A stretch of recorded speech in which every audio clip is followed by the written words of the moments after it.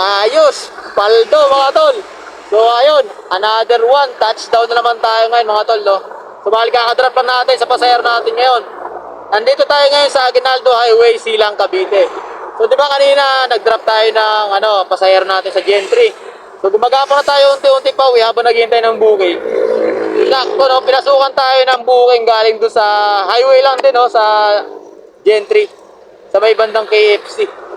Tapos papunta siya dito na Silang nga sa Cavite. So, tinay ko muna yung mapa kasi medyo papalayo na tayo eh. Imbis na along the way yung kukunin natin, kuha sa ating booking, palayo ulit, papunta nga dito sa Silang, Cavite.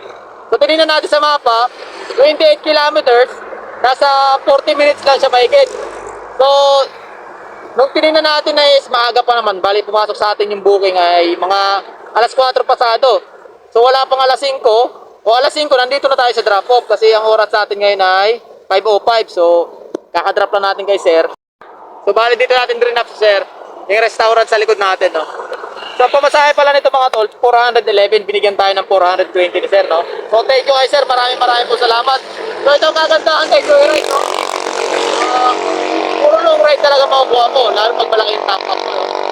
So, in-accept kasi natin ito mga tol. Medyo maaga pa naman, eh. Tsaka, along the highway lang yung drop-off natin, dik sa Aguinaldo Highway, no? Kaya medyo mabilis lang yung biyahe kasi maganda yung biyahe, yung kalsada kasi dito nga tol, maluwag, no? Dito sa Silang, malapad, tapos wala masyadong traffic, kaya in-accept natin yung booking. So ayun, maghintay tayo ng mga ilang minuto dito, isang oras. Sana makakuha tayo ng booking along the way, pauwi sa atin, no? So ayun lang, ride safe natin palagi, paldo mga tol. Ingat!